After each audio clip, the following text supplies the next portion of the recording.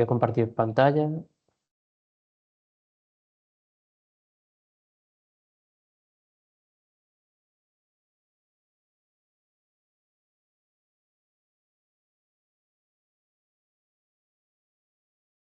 ¿Me podéis confirmar que se ve la pantalla, verdad? O sea, la Sí, estoy compartiendo bien. Vale, se ve, se ve. perfecto. Vale, pues nada, entonces vamos a empezar hoy con la sesión del módulo 6, ¿vale? Este módulo está basado en el liderazgo y compartir una visión a largo plazo. Bueno, resumiendo, como siempre, estamos en el módulo 6 y la semana pasada, pues, si hubo personas que no pudiesen asistir a la reunión o ver el vídeo, estuvimos comentando que para el módulo 7, el de la semana que viene y el de la otra, ¿vale? En 2 semanas, vamos a traer a expertos a tratar, a hablar un poco sobre cómo se profundiza sobre la transición energética. En este caso, en la sesión del día 20 vamos a contar con Gonzalo Esteban, que pertenece a la Diputación de Granada, y él nos va a dar una media hora aproximadamente de qué son las comunidades energéticas, qué son las OTC, y como desde la Diputación de Granada están llevando a cabo y controlando la OTC de Ecogranada, que se llama, pues él va a estar dando un poco su experiencia, los retos que ha encontrado, los proyectos que están haciendo, cómo está el término local en Granada con temas de comunidades energéticas. Ah, vale, vale. Y después, justo después Vale, de vale, vale. Gonzalo, uy, espérate, que hay alguien por ahí, si se puede mutear, vale. Y luego justo después, para hablar sobre los mecanismos de financiación, Vale, venga. desde el Gobierno de Navarra, Óscar Fernández va a dar una charla aproximadamente de 1 hora, donde va a explicar todos los mecanismos de financiamiento que hay para la transición energética actualmente activos en el Gobierno de Navarra y que están activos hasta el 28 de este mes, ¿vale? Hasta el final del mes. Y él va a explicar un poco en qué consisten y también dará unas recomendaciones de cómo se tienen que o sea, aplicar correctamente para recibirlos. Eso va a ser en la sesión del 20 de la semana que viene y en 2 semanas vamos a tener diferentes participaciones de OTC. Vamos a tener a la OTC de Pamplona, a la OTC de Navarra y a la OTC de Ceres, donde también pues, variarán un poquito y compartirán su experiencia. También entre medio de cada una de las personas que vayan a venir aquí a exponer en el módulo 7, pues yo intentaré también dar explicaciones sobre un poquito más también sobre los distritos de energía positivos, la captación pública ecológica, se darán ejemplos y también me gustaría ver, que no se ha visto hasta ahora, indagar un poquito en la regulación nacional en transición energética. Entonces, Maider, si no sé si realmente si has podido pasarlo, bueno, lo pasará seguramente en breve, un pequeño cuestionario donde tenéis que decir, bueno, si tenéis pensado asistir al módulo 7 para yo pasárselo a los ponentes que tengan también una idea un poco de quién va a venir a escuchar su sesión. Entonces, nada, solo comentar esto del módulo 7, ¿vale? Y ya está, ya entramos directamente en el módulo 6, que es el liderazgo y compartir una visión a largo plazo. ¿Qué vamos a aprender hoy? Bueno, hoy vamos a aprender qué es el liderazgo y por qué es importante la transición energética. Vamos a ver de la misma manera qué es la visión compartida y por qué es importante. Veremos algunas herramientas y algunos proyectos donde se ha trabajado esto en los últimos años, ¿no? A través de diferentes mecanismos de financiamiento de la Unión Europea y sobre todo en el horizonte 2020, donde bueno, pues se da una serie de herramientas, de pautas, de pasos. Hay muchas guías y hay muchas experiencias que se han intentado diferentes entidades públicas pues sumar, ¿no? A esta parte de hacer un buen liderazgo y tener una visión compartida y una perspectiva a largo plazo. Entonces vamos a verlas detenidamente un poco, sobre todo nos vamos a centrar en una guía que se estuvieron trabajando en un proyecto donde incluso una pequeña ciudad noruega pues lo ha puesto en práctica y ha visto ahora actualmente los beneficios. Entonces es una herramienta que aplicándola paso a paso y entendiéndola da los resultados. Por eso quiero, o sea, nos vamos a detener un poquito más en esa parte para verla bien. Y luego pues vamos a ver pues cómo se crea una visión compartida y una perspectiva a largo plazo. También un poco a raíz de este proyecto y estas experiencias. Este va a ser el índice que vamos a seguir en la presentación de hoy. Como siempre, me gusta resumir un poquito el módulo anterior para las personas que no pudieron venir y para las personas que sí estuvieron, pues para tener un poquito de repaso y de refresco en 10 minutitos. Luego pasaremos directamente de lleno al módulo 6, que es la definición y la importancia que tiene el liderazgo. Veremos la visión compartida y la perspectiva a largo plazo. Y luego acabaremos con las conclusiones. Entonces, entrando ya en el resumen del módulo 5, trataba sobre la quíntuple hélice que era una metodología de innovación y sostenibilidad que se usaba, pero que realmente mucha gente la usaba, pero sin saber que estaba usando la quíntuple hélice y cuando esa metodología pues, está definida y tiene su estudio detrás, ¿no? Esta quíntuple hélice primero nació a través de la triple hélice que se llamaba, que era donde en esta hélice se centraban en la eficiencia económica y la competitividad y había tres actores principales, que era el gobierno, la industria y la universidad, que pertenecía pues, al sector político, sector económico y sector educativo. Entonces solo se centraban en esos tres actores, que eran esas tres hélices, y luego a partir de ahí, pues diferentes estudios y personas que estuvieron intentando mejorar esta metodología vieron que fue Karayanis y Campbell en 2009, vieron que también se podía incluir esta triple hélice, se podía ampliar a una cuádruple hélice, donde entrábamos con el sector social y civil, ¿no? Que al final era una parte, se dieron cuenta que era una parte muy importante y es necesario que estuviesen en toda la metodología de innovación y sostenibilidad. Y por último, ellos justo un año después dijeron, bueno, pero es que no solo es la parte social la interesante, sino también tenemos que incluir de alguna manera el medio ambiente. Entonces ampliaron a una quíntuple hélice donde pues, se consideraba el gobierno, la industria, la universidad, el término social y el medio ambiente como parte de una hélice y sí, como una rueda en forma de hélice donde todos se conectaban entre sí, como vamos a ver ahora en la imagen de la siguiente diapositiva. Y bueno, para resumir también, ¿quiénes son estos actores, ¿no? que intervienen en cada una de estas hélices y qué rol tienen dentro de la transición energética? Bueno, pues si nos vamos a la hélice de la academia, ¿no? El sector educativo, dividíamos entre, aquí podemos encontrar a las universidades, a instituciones educativas, a centros de investigación, y el rol que tenía era que estas tres elementos que acabamos de describir, pues generaban y transferían conocimiento a la sociedad y a la industria, formaban capital humano altamente capacitado y investigaban y desarrollaban nuevas tecnologías y soluciones innovadoras. En la hélice de la industria, el sector económico, incluíamos pues, a las empresas y el sector productivo, y ellos lo que hacían era convertir el conocimiento de la academia en productos, servicios y soluciones prácticas y impulsaban el crecimiento económico y la competitividad del mercado. Luego pasábamos a la hélice del gobierno, que es el sector político, donde aquí pues, entra la política y la regulación pública. Ellos, pues, ¿qué hacían? Creaban normativas políticas para incentivar la innovación y la sostenibilidad y proporcionaban financiamiento y programas de apoyo para el desarrollo tecnológico. La sociedad civil, donde involucrábamos a los ciudadanos y a la cultura social, pues influía en la dirección de la innovación a través de las necesidades y demandas sociales. Y además fomentaba la participación ciudadana y la aceptación de nuevas tecnologías. Al final, ellos son los que van a ver el impacto que va a tener estos cambios que se han ido produciendo en las demás élites. Y por último, también tenemos de manera directa, que es el límite, es el medio ambiente, ¿no? Al final todo esto se hace pensando en la sostenibilidad, ¿no? y el desarrollo ecológico. Entonces, el medio ambiente pues, garantizaba que la innovación estuviese alineada con la preservación del entorno natural y promovía el desarrollo sostenible y la economía circular. Entonces, estas son las cinco hélices que las vimos y las estuvimos explicando paso a paso, que lo voy a explicar ahora de manera un poquito mucho más resumida y mucho más rápida para que se entienda, que todas las hélices pues, se van conectando a través de una espiral que se llama la circulación del conocimiento. Siempre empezábamos desde el sistema educativo.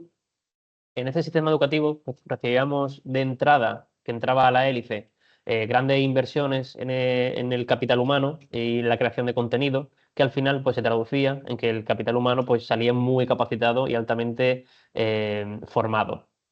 Entonces, este resultado de la hélice del sistema social entraba al sistema económico y esto pues, generaba pues, ideas y valores de sostenibilidad que repercutían en el capital económico y esto se traducía pues, que teníamos muchos más empleos, teníamos nuevos productos ecológicos, servicios sostenibles, impulsábamos diferentes partes del crecimiento económico verde.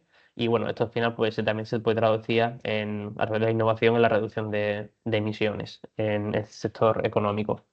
Entonces, este resultado que acabo de comentar pues, entraba dentro de la espiral del medio ambiente, que al final lo que se basaba era pues, que teníamos menos destrucción, menos contaminación y desperdiciábamos menos recursos, ¿no? Entonces, al final era una protección del medio ambiente. Esa era la entrada de este sector. Y luego, pues la salida era que teníamos un conocimiento del know-how, ¿no? De manera ecológica que servía de entrada al sector social con un nuevo estilo de vida mucho más verde. Y esto pues nos daba a nosotros mejor calidad de vida y esa salida, ¿no? de mejor calidad de vida se trasladaba al sistema político a través de la participación ciudadana, la satisfacción y la opinión pública, que ellos la tenían en cuenta para crear pues, mayor conocimiento y la usaban para tener pues, nuevas ideas, nuevas soluciones, nuevos programas, nuevas regulaciones. ¿Cómo podía ser? Que vuelvo otra vez al inicio de la hélice, una gran inversión en el sistema educativo y la hélice pues volvía otra vez a funcionar de nuevamente, ¿no? Entonces esta era la circulación del conocimiento que teníamos entre los cinco miembros de cada hélice. Entonces, ¿cuáles eran las ventajas que vimos? Y ya con esto acabo el resumen del módulo 5. ¿Cuáles fueron las ventajas que vimos, ¿no? de usar la quíntuple hélice como un modelo innovativo, ¿no? Pues teníamos que facilitaba el trabajo en conjunto con actores. Esto pues se creaba una cooperación mucho más multidisciplinaria y esto puede acelerar la innovación y la sostenibilidad dentro de cada proyecto.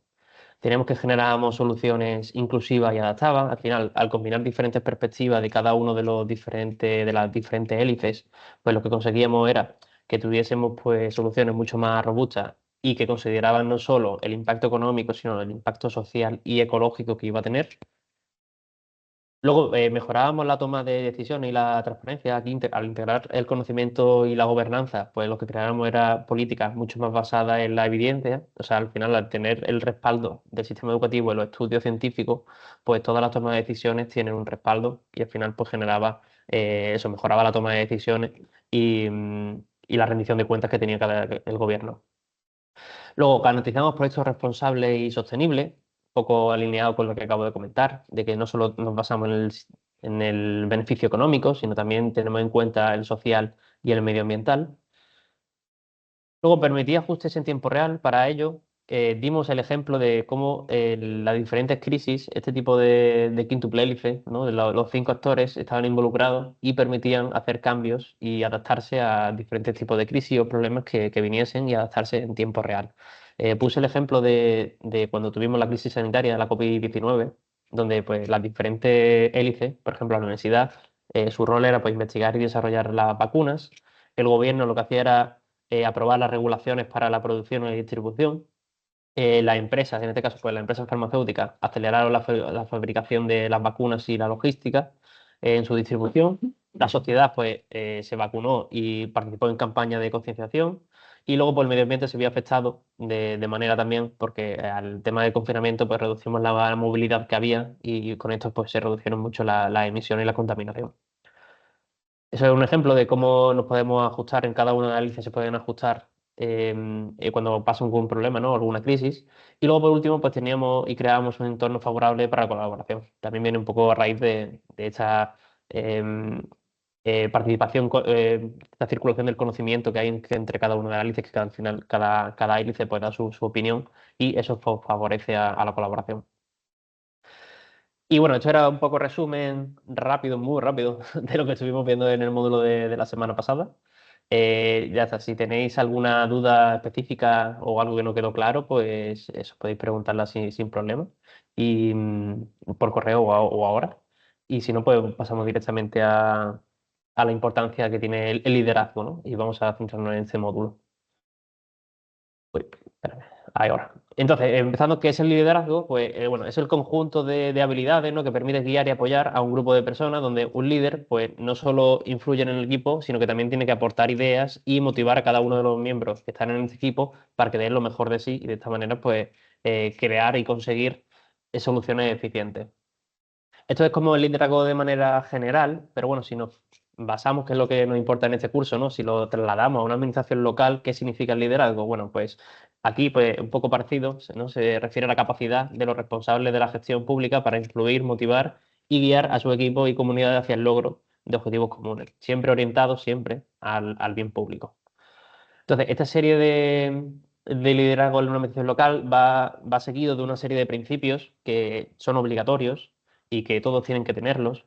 Y lo he intentado resumir aquí un poco en esta y la siguiente diapositiva. Y la primera razón tiene que tener principios de ética. Cuando hablamos de esto es que el liderazgo de una administración pública pues tiene que estar guiado por la integridad y la honestidad y la justicia, siempre asegurando, como hemos comentado antes, al bien público, siempre con ese objetivo. Y todo lo que todas las acciones que se tomen pues tienen que ser justas, imparciales y tienen que ser responsables. Entonces, eso es uno de los principios. Luego, otro es el bienestar social, también un poco guiado, ¿no?, por ese bien común del público. Aquí lo que se intenta siempre es mejorar la calidad de vida de la ciudadanía, promoviendo siempre la justicia social, la inclusión y el acceso equitativo para no discriminar de alguna manera a algún colectivo que sea más vulnerable. Luego, la mejora continua, un buen liderazgo de una administración pública siempre tiene que tener en mente el aprendizaje constante y tiene que estar siempre evaluando sus políticas y todas las regulaciones que tiene para eso, intentar mejorarlas, ¿no? Ver las debilidades que tienen, ver dónde no funciona, corregir los errores que haya dentro de esas políticas y buscar soluciones que sean innovadoras. Luego, también uno de los principios es la transparencia. Al final, todo administración pública pues tiene que informar de forma clara y accesible sobre todas las decisiones, todos los recursos que está usando y cómo está gestionando todo esto. Esto al final lo que hace es intentar evitar pues, que se produzcan prácticas que sean corruptas y también esto está asociado con la rendición de cuentas y con la participación ciudadana. Luego tenemos el desarrollo sostenible, como una buena administración local, pues el liderazgo que tiene siempre va a intentar integrar el desarrollo sostenible en todas las políticas y en todas las decisiones que tome, siempre asegurando de que se protege al medio ambiente, ¿no? Se tiene la versión del crecimiento económico y, como hemos comentado, se centra en el bienestar de la sociedad. Y por último, uno de los principios súper importantes también que tienen que tener un buen liderazgo de una administración pública es el compromiso. Se tienen que asumir las responsabilidades, los líderes políticos en este caso tienen que asumir las responsabilidades y tienen que cumplir con las metas propuestas y velar porque siempre se está cumpliendo y se está mejorando continuamente todas las acciones que se toman dentro de la administración. Y estos son un poco los principios para conseguir un buen liderazgo. Y bueno, ahora vamos a ver algunos más que hay también, que también son importantes. Como un poco líder, ¿no?, de una administración local, pues tenemos que tiene que tener la empatía y la comprensión, se tiene que preocupar por todos los ciudadanos y por todo su equipo y escuchar cada una de las perspectivas que hay, ¿no?, tanto de la toma de decisiones humanas como económicas o medioambientales. Tiene que tener habilidad para la comunicación. Un buen líder pues tiene que saber comunicar, ¿no?, de forma eficaz y honesta todo lo que está transmitiendo, porque de esa manera pues, va a generar y va a influir en otros principios que hemos visto, como es la transparencia.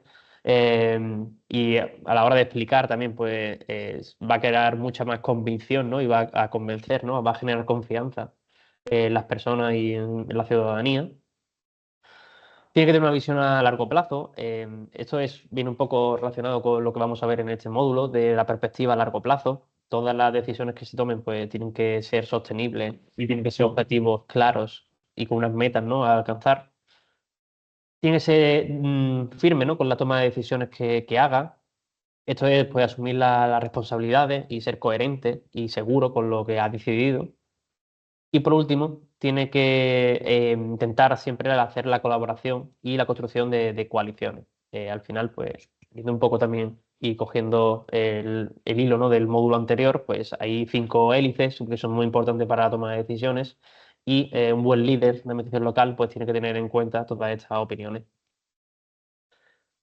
Estas son, bueno, las características que hemos visto para que se cumpla un buen liderazgo y ahora todo esto pues repercute, siempre que se consiga ese buen liderazgo, pues va a repercutir y va a dar una serie de ventajas que las hemos definido aquí de manera muy breve, que pues se va a promover la innovación y el cambio, se va a facilitar la gestión del cambio, por ejemplo, esta transición energética, ¿no?, que es un cambio, pues va a facilitar poder gestionarla, va a fortalecer la confianza ciudadana y la toma de decisiones consensuadas, va a generar, o sea, va a garantizar la eficiencia y va a crear ambientes para el desarrollo de tareas y, por supuesto, pues va a fomentar la sostenibilidad, ¿no? También, como hemos dicho, era uno de los principios, ¿no?, que seguía, que era el desarrollo sostenible. Y luego vamos a ver, porque a veces se puede confundir dentro de una administración local el qué es el liderazgo de una entidad pública y qué se quiere conseguir con qué es el liderazgo del sector privado. Entonces, por eso he puesto aquí esta tablita que vamos a ver las diferencias que hay principalmente. primero, en una entidad pública se centra en el bien común, como hemos explicado, en el desarrollo sostenible y en el bienestar social, mientras que en el sector privado lo que se centra es en maximizar los beneficios económicos y la competitividad de mercado. Entonces, esa es la primera diferencia que hay entre ambas. Luego, en una entidad pública, pues prioriza la justicia social, la igualdad, el acceso a servicios básicos y la protección de interés público, mientras que en el sector privado se prioriza la rentabilidad, el crecimiento empresarial y la satisfacción del cliente. Tiene normalmente la entidad pública un enfoque a largo plazo, como hemos visto, de una visión a largo plazo, ¿no? Con esa sostenibilidad y las estrategias que tienen que crearse, mientras que en el sector privado sí que es un poco más cortoplacista o medio plazo. Luego, las acciones son más lentas en la entidad pública debido a la burocracia y a la necesidad de garantizar siempre la transparencia y la legalidad. Es un proceso que es muy complicado acelerarlo, pero siempre se tiene que tener en cuenta intentar simplificar los trámites lo máximo posible. Bueno, y crear metodologías que intenten acelerar este proceso. Y en el sector privado sí que es verdad que la toma de decisiones pues, es mucho más fácil, es mucho más directa y mucho más ágil. Y por último, la entidad pública, el rendimiento se mide por el impacto social que se haya creado, el acceso a los servicios que tenga la ciudadanía y luego la satisfacción ciudadana. Mientras que en el sector privado, el rendimiento se mide por la productividad, el retorno de inversión y la competitividad. Entonces, estas son las claves, ¿no? Primeras del liderazgo de una entidad pública con el del sector privado y que no se tiene que confundir, que simplemente el liderazgo de una entidad pública es diferente. Y luego hay dos tipos de líder dentro de una administración local que se han podido identificar que son claros, que están siempre dentro, que son el líder político por un sitio y luego tenemos el líder administrativo, que ahora vamos a ver las características. Las características de un líder político es que representa a la ciudadanía en la toma de decisiones estratégicas y tiene un enfoque ideológico y basado en políticas públicas. Tiene un rol temporal, porque al final se basa en periodos electorales y cada mandato pues, viene elegido democráticamente, ¿no? Tras unas elecciones y define la dirección política y presiona al gobierno central para implementar pues, políticas locales. Mientras que un líder administrativo es otro líder que está dentro de la administración pública, pero en este caso él se encarga de la gestión operativa, asegurando que todo lo que ese líder político pronuncie pues, se va cumpliendo, ¿no? Tiene como esa responsabilidad. Tiene un rol permanente o técnico, independiente de los periodos electorales. Este líder administrativo no tiene por qué salir del gobierno cuando se cambia el líder político. Normalmente suele ser que sí, pero no tiene por qué. Luego gestiona la implementación de programas y coordina el trabajo y asesorar a los líderes políticos. Y su autoridad pues, proviene de la experiencia técnica que tenga y de la formación profesional que haya recibido. Entonces, estos son como los dos líderes destacables dentro de una administración local. Y luego, aquí en esta diapositiva vamos a ver cuáles son los actores que participan cuando estamos hablando del liderazgo de la transición energética y qué pueden hacer cada uno de estos actores para tener ese liderazgo en la transición energética. Entonces, si no, vamos al primer actor, que es de lo que estamos hablando hoy principalmente, que es la administración pública. Ellos pues tienen que diseñar y aplicar las políticas energéticas sostenibles, tienen que promocionar la inversión, tienen que hacer la supervisión y la regulación del sector energético y tienen que educar y concienciar a la ciudadanía y luego por último pues gestionar y planificar el territorio.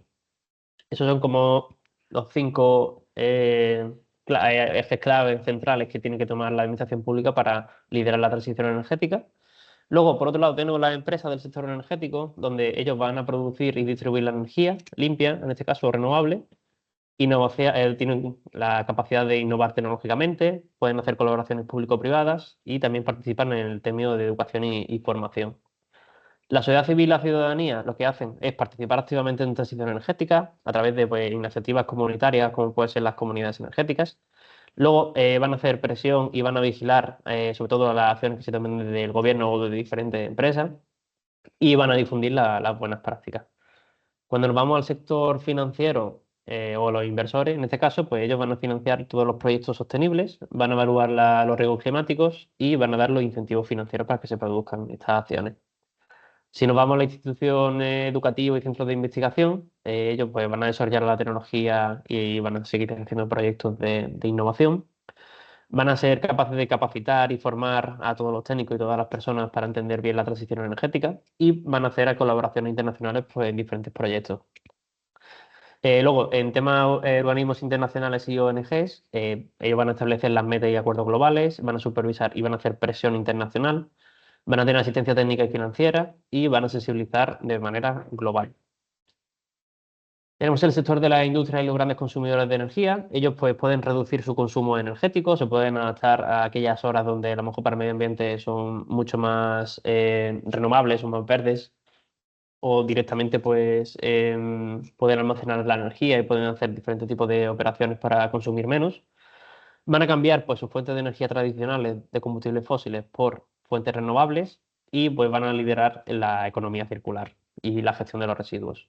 Y por último, hemos incluido también los medios de comunicación, que su función para tener un buen liderazgo de la transición energética es difundir la información, educar y sensibilizar, y denunciar y vigilar pues, que todas las acciones se van cumpliendo y los objetivos también se cumplen.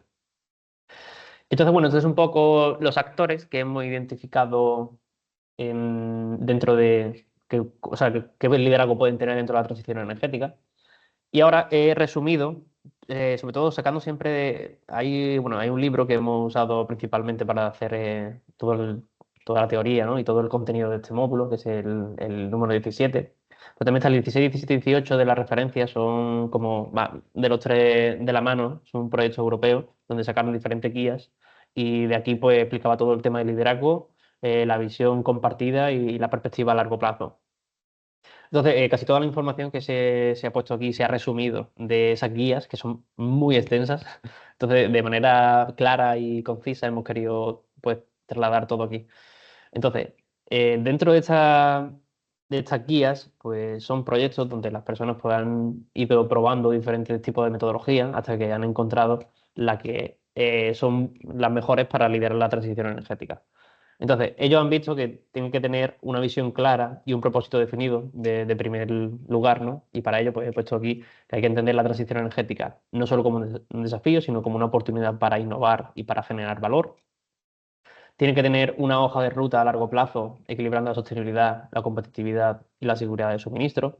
Y hay que fijar metas concretas y de descarbonización y de reducción de emisiones. Luego, en la gestión del talento y del cambio cultural, pues se requieren que nuevas competencias técnicas tomen este liderazgo, ¿no? En diferentes temas de la transición, como puede ser la energía renovable, la eficiencia energética, la economía circular y la gestión del cambio. Y luego pues se tiene que inspirar a los equipos a adoptar una visión de futuro y a comprometerse con todos los objetivos que se crean, o sea, que se marquen dentro de la transición. En tema de flexibilidad y capacidad de adaptación, pues la tecnología y la regulación van cambiando rápidamente, por entonces eso es clave que tenemos que tener una visión donde rápidamente podamos cambiar de rumbo e intentar otra vez alinearnos con los objetivos. Y luego si tenemos que intentar evitar los enfoques dogmáticos, en este caso, pues la transición no solo se basa en la energía renovable, sino que involucre a otros sectores, ¿no? Como el social y económico, que también son igual de importantes. Se tiene que tener en cuenta para poder liderar bien la transición energética que hay que construir alianzas estratégicas. Aquí hay que colaborar con gobiernos, con otras empresas, con las universidades, la ciudadanía, startups, bueno, todas las agentes que hemos visto anteriormente y para, entre todos, desarrollar las soluciones que sean de manera conjunta. Hay que participar activamente en la regulación para asegurar un marco normativo favorable.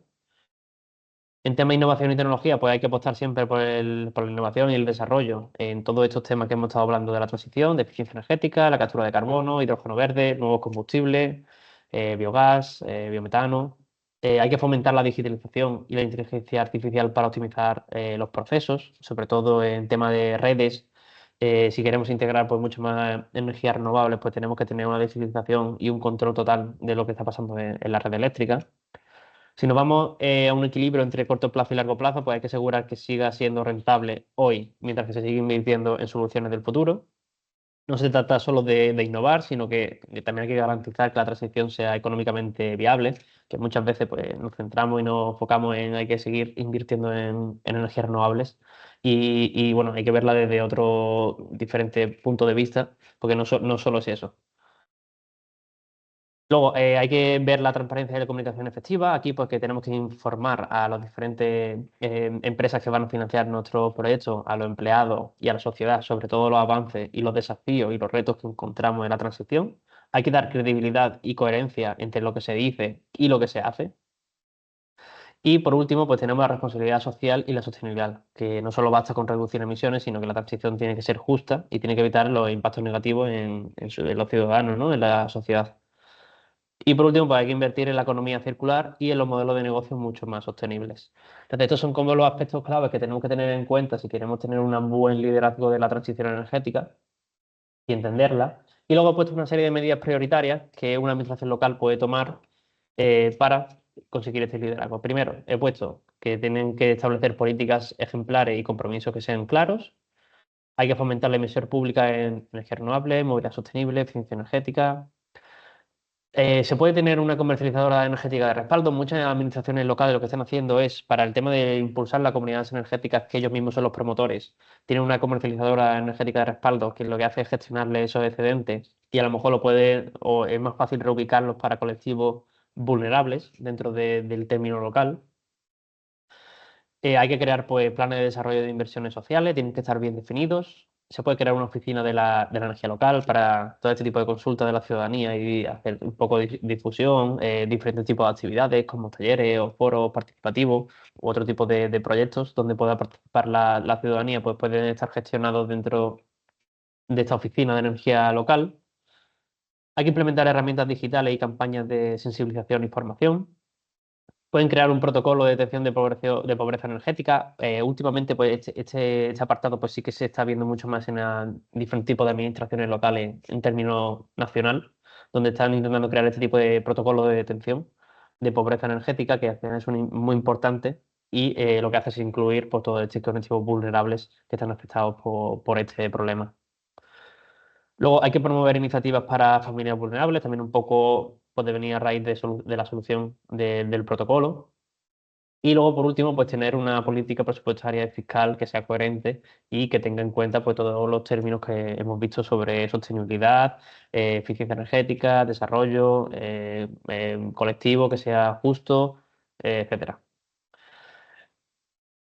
He puesto una buena práctica, considerando los aspectos que hemos visto anteriormente, para que veáis cómo realmente una administración local puede ser líder en los diferentes aspectos que he mencionado con alguna iniciativa o con algún proyecto. En este caso he visto, bueno, vi la noticia sobre cómo el Ayuntamiento de Pamplona presenta una nueva herramienta para desarrollar planes de negocio para futuros proyectos y para las comunidades energéticas. En esta iniciativa pues, participó ANEL, Cenit Solar y ESX y facilita la gestión económica y la solicitud de subvenciones al IDAE para poder participar y coger las ayudas del CEE Implementa para comunidades energéticas. Entonces, viendo esta iniciativa, que no parece muy allá de primeras, pero sí que demuestra el liderazgo que tiene el Ayuntamiento de Pamplona para liderar la transición energética. Entonces, he cogido, como he dicho, todos los aspectos y he intentado traducir el porqué y en qué parte el Ayuntamiento de Pamplona con esta iniciativa lo ha plasmado, ¿no? Entonces tenemos que dentro del Ayuntamiento con esta iniciativa, pues la visión clara y el propósito definido, pues tiene como objetivo pues, descarbonizar en el modelo energético y sabe que una de las partes y una de las figuras muy importantes para ello es usar las comunidades energéticas. Entonces esa parte el Ayuntamiento de Pamplona lo tiene claro. Luego, en tema de gestión de talento y cambio cultural, pues ha creado una herramienta digital para facilitar la gestión económica y la solicitud de subvenciones, lo que refleja un enfoque hacia la digitalización.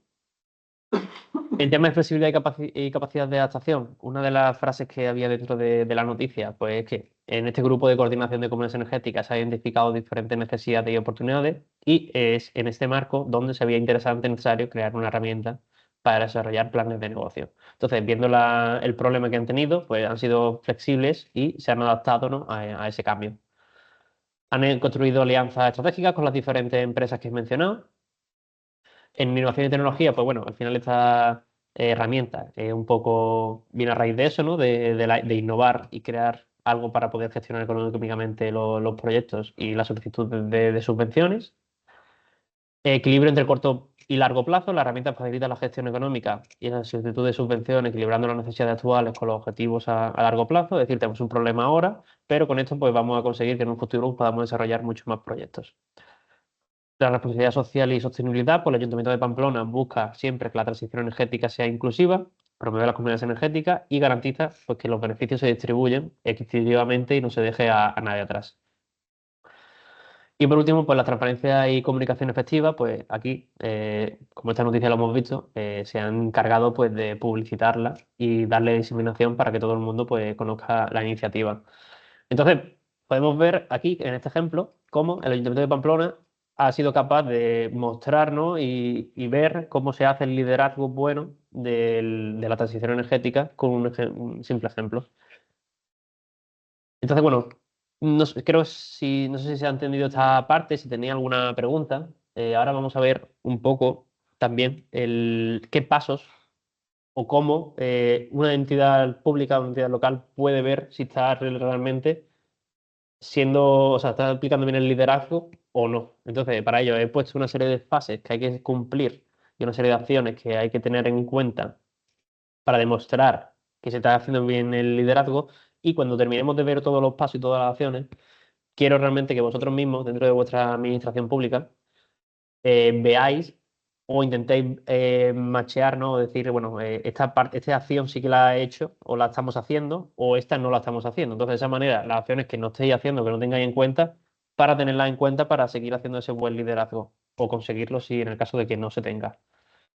Vale, entonces, empezando por la primera fase, que es definir una visión clara y estrategia a largo plazo, que es lo que hemos visto de los aspectos generales.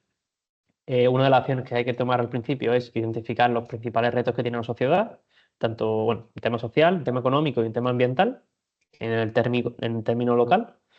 Una vez se identifiquen, pues podemos definir objetivos claros a corto y medio y largo plazo. La tercera acción es comunicar esta visión de forma clara a todas las partes interesadas, ya sea desde la sociedad, a la empresa y al personal técnico bueno, y político dentro de la administración. Una vez hemos terminado la primera fase, pasamos a la segunda, donde es fomentar la transparencia y la rendición de cuentas. Aquí, una de las acciones que podemos tomar es implementar mecanismos de comunicación abiertos, publicar informes periódicos sobre las actividades y los resultados de la gestión pública, y facilitamos la participación ciudadana, la supervisión y evaluación de las políticas. En la tercera fase, pues desarrollamos habilidades de comunicación y de escucha activa. Hay que mantener una comunicación bidireccional con la ciudadanía. Hay que escuchar las sugerencias y las quejas y actuar en consecuencia. Usar diferentes canales de comunicación adaptados a los distintos públicos. Pasamos a la fase 4, donde creamos equipos sólidos y multidisciplinarios. Aquí pues, se seleccionan profesionales con diferentes habilidades y perspectivas, se fomenta un ambiente de trabajo colaborativo y motivador y se delegan responsabilidades y confiar en el equipo. Esto también viene un poco relacionado con lo que vimos en el módulo 4 de gobernanza vertical y horizontal, ¿no? De cómo al final tenemos que tener en cuenta por los diferentes sectores, tanto en tema multisectorial o gobernanza horizontal, como en diferentes niveles. Entonces, en la fase 5 se desarrolla una cultura de innovación y mejora continua. Aquí pues, se ve lo de la evaluación y corrección de los errores y del proceso. Para ello, pues promovemos la creatividad y las nuevas ideas en el equipo, facilitamos la adopción de tecnologías que mejoren la eficiencia, evaluamos y ajustamos regularmente estas estrategias y estas políticas, ¿no? Y a través de él, pues recogiendo diferentes opiniones de las partes interesadas. Luego, en la fase 6 priorizamos la sostenibilidad y la responsabilidad social. Aquí pues, implementamos políticas que reduzcan la huella de carbono de la institución, integramos criterios de sostenibilidad en todos los proyectos y fomentamos alianzas para el desarrollo sostenible. Luego, en la fase 7 tomamos decisiones basadas en datos y evidencias. Aquí pues, se usan datos estadísticos, los indicadores o el listado de indicadores que hayamos usado para los diferentes proyectos y hacemos pues, estudios de impacto para respaldar todas las decisiones que se tomen. En la acción 20, pues desarrollamos sistemas de monitoreo y evaluación para medir el progreso. Y en el 21, una vez tengamos todas esas mediciones, todos esos datos analizados, pues ajustamos las políticas según estos resultados. Y por último, la gestión del cambio y la resiliencia. Aquí intentamos anticiparnos ante posibles riesgos y preparar planes de contingencia. Mantenemos la calma y la coherencia durante situaciones críticas y de crisis. Y hay que ser flexible y adaptarse a las nuevas circunstancias sin perder de vista los objetivos. Entonces, una vez ya hemos visto todas estas acciones, ahora como vuestro proceso dentro de administración pública, bueno, toda esta información viene resumida, ¿no? De los proyectos que he estado mencionando antes. Entonces, estos son procesos y etapas y acciones que se tienen que tener en cuenta para poder conseguir el buen liderazgo en la transición energética. Entonces, ahora, vuestra misión aquí o vuestra tarea es coger estas acciones y ir una a una viendo si realmente estáis cumpliendo estas acciones o no. Y en el caso de que no las estáis cumpliendo, pues intentar ver cómo se puede intentar integrar dentro de vuestros procesos. Por ejemplo, si en la acción 18, el fomentar alianzas para el desarrollo sostenible. Si veis, por ejemplo, que la entidad pública pues, está trabajando de manera un poco más aislada y no tiene en cuenta pues, estas 5 hélices que hemos estado comentando también, si no tiene en cuenta a la sociedad o a la educación, al sector educativo o al medio ambiente, etcétera, pues entonces al final tenéis que hacer ese proceso de lo que vimos en el módulo 5, ¿no? De cómo cada una de estas alianzas pues, se van relacionando entre sí, ¿no? En los diferentes proyectos, cómo pueden colaborar. Todo este tipo de herramientas que vimos en el módulo anterior, pues son las que habría que usar pues, si queremos seguir fomentando la alianza para el desarrollo sostenible. Entonces, esto quiero eso, que sirva como ejemplo, como hoja de autoevaluación, para que vosotros mismos podáis evaluar si sois buenos líderes o no dentro de vuestra entidad. Y por último, hemos visto, porque esto al final parece muy fácil comentarlo, pero hacerlo y llegar hasta ahí es bastante complicado. Y hemos visto una serie de retos que también se enumeraban en estos proyectos que he comentado, en estas guías prácticas. Y bueno, intento resumirlo. Aquí he intentado también dar una serie de soluciones para que veáis cómo se pueden superar estos 6 retos que he destacado. Entonces, el primer reto que tenemos es la resistencia al cambio. Aquí, pues muchos empleados y ciudadanos pues, se muestran muchas veces reacios a adoptar nuevas políticas o procedimientos, pues, debido a que no conocen lo que va a pasar después. Y también muchas veces pues, la burocracia pues, retrasa todos los procesos, los proyectos de innovación y de adaptación.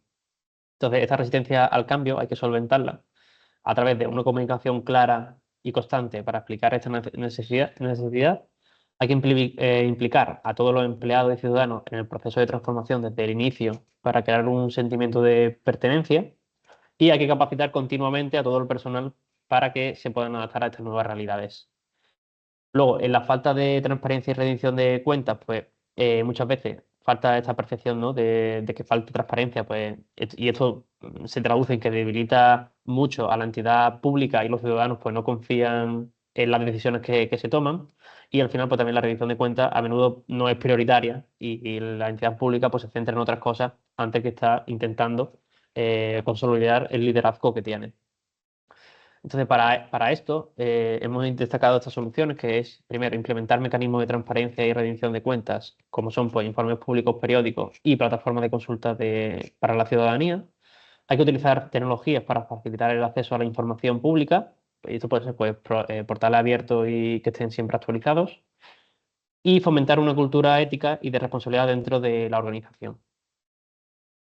Otro de los retos que hemos visto es la falta de participación ciudadana y muchas veces pues, las decisiones se pueden desacoplar, ¿no? de las necesidades reales que tiene la ciudadanía porque no participan en este proceso de, bueno, de poner las bases y las políticas. Y esto por el final pues, crea un riesgo que solo al final algunos grupos que, no, o sea, que no pueden participar de manera fácil, ¿no? porque no son más, a lo mejor más discriminados dentro de la sociedad, pues les cuesta participar y al final esas necesidades pues, se quedan fuera de las políticas. Entonces aquí pues lo que se puede hacer es crear espacios de participación ciudadana que sean inclusivos, ¿no? Intentando adaptar a todos los grupos que sean también más vulnerables. Y esto puede asegurar la representación de diversos grupos sociales. Se puede digitalizar la participación para facilitar que las personas puedan dar su opinión y se pueden establecer consultas públicas ante la toma de decisiones clave. Otro desafío que también hemos mencionado en esta presentación es el exceso de burocracia, que al final pues, esto dificulta, ¿no? la agilidad que se tengan para la toma de decisiones y para la ejecución de las políticas públicas. Y también pues, esto a veces pues, genera ya no solo dentro de la ciudadanía, sino también dentro del personal interno, pues genera frustraciones de los empleados y al final pues un ambiente un poco más negativo. La solución es pues, simplificar los procedimientos administrativos para reducir tiempos y trámites que sean innecesarios, la digitalización de los procesos para agilizar gestiones internas y externas y aplicación de metodologías ágiles en la gestión pública para aumentar la eficiencia. Otro reto que hemos destacado es la falta de recursos, tanto humanos, financieros como tecnológicos, y aquí que muchas veces pues, la escasez de estos recursos pues, limita muchas veces las capacidades para implementar proyectos y políticas innovadoras. Y también pues, puede provocar sobrecarga de trabajo en el personal y esto reduce la eficiencia que tengan dentro. ¿Cómo se puede solucionar esto? Pues a través de búsqueda de alianzas estratégicas en el sector privado y organizaciones internacionales para movilizar los recursos, aplicar una gestión eficiente del presupuesto priorizando proyectos clave e invertir en tecnología para optimizar los recursos disponibles. Y por último, Otra de los desafíos que hemos destacado es la falta de capacitación y formación del personal. Y esto al final, pues muchas veces el personal administrativo o que está dentro de la administración pública, pues no suele estar preparado para todos estos cambios y nuevos desafíos, ¿no? Y la transición energética en sí. Entonces, al final, pues muchas veces esto retrasa y para muchas veces los proyectos. ¿Cuál es la solución? Pues desarrollar programas de formación continua dentro de la administración, sobre todo que se muestren el liderazgo, la sostenibilidad y las tecnologías digitales, fomentar el intercambio de experiencias con otras administraciones para aprender buenas prácticas, incentivar la innovación interna, reconociendo y premiando el desarrollo de nuevas ideas. Y ahora, para terminar esta parte del liderazgo, he puesto una serie de buenas prácticas, pero tampoco me quiero parar mucho porque tampoco hay mucho tiempo. Pero bueno, si no lo podéis ver, he puesto las referencias por si queréis echarle un vistazo más amplio. Y he puesto, por ejemplo, Alemania, donde en Alemania es el país europeo que cuentan con más comunidades energéticas dentro del país. Entonces, ¿qué pasa? Hemos destacado la región de Friburgo, que actualmente, pues el dato es increíble, que genera 4 veces más energía limpia de lo que consumen sus habitantes cada año. Entonces, estuvimos investigando por qué pasaba esto, o sea, cómo se había desplegado tanto las comunidades energéticas en esta región y había instalado tanto, como podéis ver, literalmente todos los tejados de las casas tienen alguna fuente de generación renovable. Entonces vimos que la entidad pública había sido promotora y había participado activamente en cada uno de los proyectos y había hecho muchos talleres y muchas acciones de diseminación y sensibilización con la ciudadanía, mostrando las ventajas que tiene el instalar este tipo de paneles solares para conseguir energía, o sea, autoconsumida.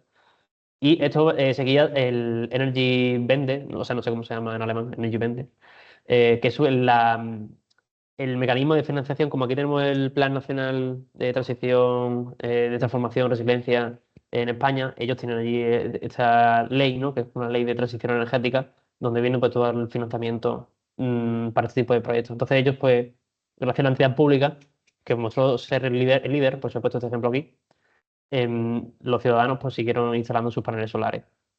¿Qué es lo que pasa? Que es verdad que Alemania tiene un poco de trampa porque ellos consideran comunidad energética como cualquier persona que está debajo de o está consumiendo esta energía. Entonces, si por ejemplo en una vivienda, en una casa mata, por ejemplo, en el término rural, hay 4 personas viviendo, ellos sí consideran que es una comunidad energética.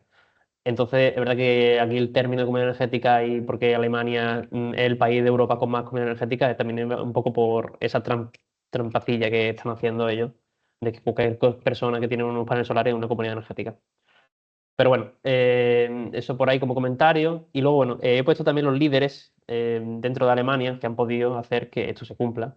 La primera, bueno, Angela Merkel, que es la que lideró, ¿no? la ley esta de transición energética dentro de Alemania. Luego, el ministro federal de Economía y Protección del Clima sigue luchando a día de hoy para seguir invirtiendo y creando muchas más políticas y económicas dentro de, o sea, y subvenciones para la transición energética, al igual que Klaus Müller. Y también, igual que Mona. Ellos, bueno, Mona sigue todavía liderando, ¿no? Y aprobando 3 proyectos diferentes en Alemania para la transición energética y para la administración y digitalización de los procesos. Entonces, nada, simplemente como resumen, Alemania es el mejor ejemplo para temas de desarrollo de comunidades energéticas y cómo los diferentes líderes políticos pues, están ayudando a que sigan habiendo muchos más incentivos para que la ciudadanía pueda seguir invirtiendo. Y luego he puesto de manera general, tampoco me voy a parar mucho, otros líderes que no solo son en Europa, he puesto también en Estados Unidos, en este caso Ocasio-Cortez, que fue una de las principales defensoras reconocidas del Green New Deal. En Estados Unidos bueno, ya no está por el cambio de gobierno. Luego tenemos a Ana Hidalgo, o sea, la he puesto aquí porque me resultó bastante curioso cómo ella propuso dentro de una administración local, bueno, en este caso en París, que planificó un modelo de transición energética para mitigar y planificar el cambio climático dentro de las ciudades, que era que para una gran ciudad, voy a que está centrada en ciudades, ¿vale? Y que sean de gran tamaño. Como una gran ciudad, siempre su planificación territorial tiene que estar basada en que cualquier persona pueda hacer toda su vida, desde el trabajo hasta su día a día cotidiano y sus problemas cotidianos, por ejemplo, ir al médico o algún tipo de este tipo de acciones, lo puede hacer en menos de 15 minutos. Es decir, en cualquier punto donde se encuentre esa persona dentro de la ciudad, en 15 minutos puede hacer absolutamente toda su vida sin tener que hacer desplazamientos muy largos. Entonces, tipo de mentalidad, ¿no? De ordenación del territorio, pues ha sido muy divulgado y aceptado dentro de diferentes ciudades líderes del mundo, como en este grupo de C40 Cities. Y nada, simplemente como ejemplo. Luego, desde África también pues, hay diferentes tipos de Banco Africano de Desarrollo también pues sigue luchando por el hacer políticas que tengan que ver y que respeten el clima. Y luego, bueno, he puesto dentro de Europa a Ursula von der Leyen, que es la principal líder, ¿no? Que aprueba toda la política dentro del Pacto Verde. Bueno, Veda, si tenéis alguna preguntita que no sé, no he visto el chat. Voy a beber agua un segundo.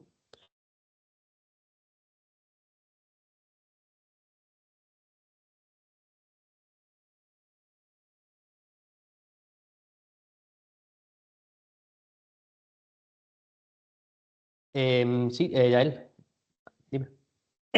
Bueno, que igual no me sabes contestar, pero en una pregunta sobre lo que has comentado de Alemania, Ujú. de que consideran comunidad energética, pues si una familia está autoconsumiendo, etcétera. Eso como, o sea, porque quiero decir, existen unas directivas europeas que definen lo que es una comunidad energética y te dice que tiene que ser una figura jurídica, etcétera. Entonces, eso como compagina, ¿no? Porque Alemania ha tenido que transponer la directiva europea, ¿no? Sí, sí, justo. Lo que pasa es que Alemania es verdad que ellos fueron los primeros líderes dentro de Europa, de países europeos, que empezaron con esto de la comunidad energética. Entonces, ellos empezaron antes de que saliera el Clean Energy Package en 2019, y entonces ellos ya tenían su idea de comunidad energética. Entonces, a partir de ahí la han trasladado, antes de que de transpongan las directivas, la han trasladado hasta el día de hoy. Entonces, por eso todavía se han quedado algunas. Y bueno, se quedan activas porque al final, aunque hayan trasladado la directiva, si ellos decían antes de eso, de que se trasladase, que tenían 200 comunidades energéticas activas, no lo van a quitar. Es decir, no van a decir, vaya, pues esto no es una comunidad energética. Como que han seguido manteniendo el dato y hasta el día de hoy lo siguen llevando a cabo. Es verdad que sí, que actualmente ya sí se ha traspuesto y ya sí que, si te fijas, ya no hay tanta curva exponencial de comunidad energética que está creciendo en Alemania, porque ya lo habían definido desde antes. Pero sí, sí, o sea, eso ha sido lo que ha pasado en Alemania. Ahora actualmente no cualquier persona que se haga su autoconsumo es una comunidad energética porque al final tiene que estar definida y recogida debajo del paraguas de su, bueno, de sus políticas climáticas de transición energética que están siguiendo la directiva europea, como bien han mencionado. Vale, muchas Mm, gracias. sí, vale. Pero sí, es curioso, es curioso. Esto de Alemania con las comunidades energéticas es curioso. Vale, pues nada, seguimos, llevamos una horita. Vale, yo creo que sí que podemos terminar el módulo a tiempo. Vale, pasamos a la visión compartida. Ay, se quiere pasar. Ahora. Espera, voy a seguir con de pantalla aquí. Vale. Vale, entonces, ¿qué es la visión compartida? Mira, aquí ya sí que estamos mencionando un poco más de estas fuentes de los proyectos y la guía que hemos estado mencionando. Bueno, la visión compartida, según definición, pues es la declaración inspiradora que describe lo que un equipo o una organización aspira a lograr en el futuro. Entonces, esto funciona como guía para las decisiones estratégicas y operativas y motiva a los miembros del equipo a trabajar y hacia un destino común, ¿no? Entonces, ¿qué es la visión compartida en una administración local? Trasladando esta definición a la administración local, pues una declaración común y consensuada del futuro deseado para una comunidad o institución, construida colectivamente por todos los actores, ya sean de responsables públicos, empleados, ciudadanos y otros agentes sociales que participen. Esta visión pues define una dirección clara y establece las metas comunes que guían las políticas, estrategias y acciones de la entidad pública. ¿Y qué implica? Bueno, pues implica coordinar a las partes interesadas en debates, talleres, consultas y otros procesos de colaboración para identificar valores comunes, resultados deseados y estrategias para alcanzarlos. Y en el módulo 8 vamos a ver un poco más, que muchas veces durante todo este curso hemos estado mencionando herramientas y la hemos explicado a lo mejor por encimita, un poco de manera muy rápida, pero en el módulo 8 sí que vamos a intentar indagar en esas herramientas para todo lo que hemos estado poniendo en los diferentes módulos, de todo el contenido que hemos estado explicando, se pueda trasladarnos de forma práctica.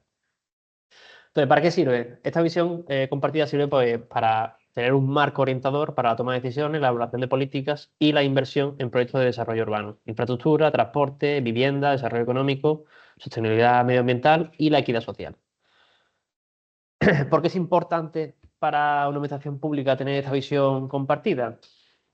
Pues bueno, esto crea que tengamos una alineación y una colaboración. Al final eso va a generar una unidad de cohesión entre todas las partes interesadas que estén participando en la creación y los proyectos. Tiene una motivación duradera, al final compromete a las personas y no solo al equipo interno, ¿no?, que esté trabajando, sino también a las diferentes partes interesadas. Tiene un enfoque y una dirección definidas con un objetivo estratégico y a largo plazo, y esto pues facilita la toma de decisiones estratégicas. Se centra en la innovación y en la adaptabilidad, y esto pues responde a los retos complejos a largo plazo, y tiene una cultura organizacional que favorece la transparencia y la participación ciudadana. Entonces, por estas cosas es importante siempre tener una visión compartida dentro de una administración local. Hay hay una serie de recomendaciones que se marcaban en el libro para poder tener esta visión compartida, y es que la administración local tenga una comunicación constante y efectiva, que se intente o sea, asegurar, ¿no?, de que eso pasa, involucrar a todas las partes desde el inicio y no pues empujó que un departamento empiece a hacer un proyecto individualmente y luego intente, bueno, ya está el proyecto iniciado, involucrar a las partes eh, explicándole todo, porque al final eso cuesta un poco más y al final no crea esa sensación de pertenencia, ¿no?, dentro del proyecto. Generar confianza y transparencia, por todo lo que hemos estado hablando también en el tema de liderazgo. Aquí la visión compartida pues se traslada también. Hay que establecer metas claras y medibles. El monitoreo y ajuste continuo también pues hay que tenerlo en cuenta. Entonces, ¿cuál es la diferencia, ¿no?, entre visión individual y una visión compartida? ¿Y por qué nos tenemos que centrar en la visión compartida? Pues bueno, la visión individual, como definición, es algo más personal del líder, ¿no?, o del grupo, mientras que la visión compartida pues, se construye colectivamente entre todas las partes interesadas. En el proceso de construcción, pues es unidireccional y vertical la individual, y la compartida pues participativa y horizontal. El alcance y la legitimidad es que, bueno, la individual está limitado y a veces muy cuestionable, y la visión compartida pues es amplio y legítimo, porque al final pues todo el mundo da su opinión y al final se crea eso al final es un reto, ¿no?, y un desafío, ¿no?, poner a tantas partes de acuerdo en algo. Luego tenemos la flexibilidad y compromiso, que la visión individual pues, es menos flexible y el compromiso es muy general, mientras que la visión compartida pues, es mucho más adaptable y hay mucha mayor motivación. Y la transparencia de la individual suele ser baja y la compartida pues, es alta, porque es uno de los requisitos que tiene que tener. Entonces, ¿qué relación tiene la visión compartida con la transición energética? En primer lugar, pues define metas comunes de sostenibilidad. Pues, por ejemplo, puede ser la neutralidad de carbono en una ciudad para el año 2050, por ejemplo. Involucra a toda la sociedad en el cambio. Coordina acciones a nivel local, regional y nacional, ¿no? Como estuvimos hablando en el módulo 4 sobre la gobernanza vertical y multinivel. Luego, aumenta la aceptación social de las medidas. Al final, al generar esa transparencia y al involucrar a toda la gente, pues facilita mucho que se puedan aprobar y que tengan al final la opinión de cada una de las partes. Asegura la sostenibilidad del proceso y fomenta la innovación. Eso es como lo que aporta la visión compartida a la transición energética. Entonces, ¿por qué falla muchas veces esta visión compartida dentro de una administración local a la hora de aplicarla a la transición energética? Primero, porque tenemos la falta de participación real, ¿no? Que al final, pues, siempre no todos los actores claves pues, van a participar y van a compartir la visión, entonces no van a querer ser partícipes de esto. Entonces, las soluciones que hemos detectado para poder involucrar a todo el mundo y que todo el mundo participe es, bueno, desde el principio se tienen que poner de acuerdo todos los actores para participar. Hay que asegurar la representación de todos los grupos sociales, especialmente de los colectivos vulnerables o poco representados. Hay que utilizar herramientas digitales para ampliar la participación, pues ya sean plataformas de votación o foros virtuales. Luego tenemos otro reto, que es la comunicación deficiente. Muchas veces pues, una mala comunicación puede hacer que la visión pues, no se entienda o no se conozca, y esto al final pues, reduce el impacto que tenga.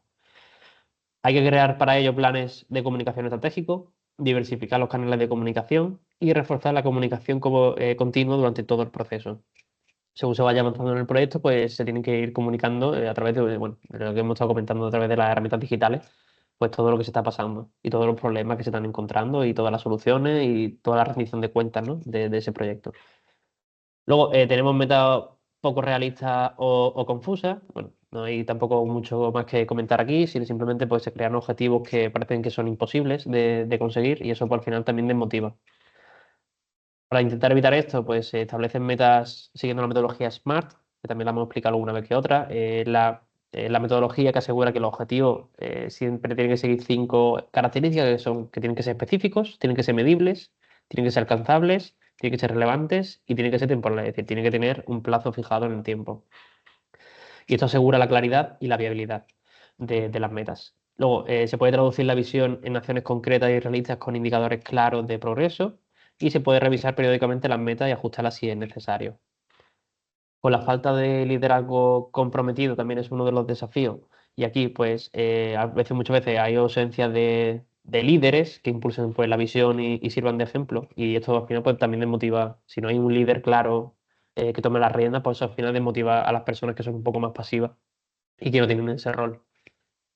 Entonces, ¿cómo podemos solucionar este problema? Pues identificar y empoderar líderes naturales en la comunidad dentro de la administración, no solo en posiciones de autoridad formal.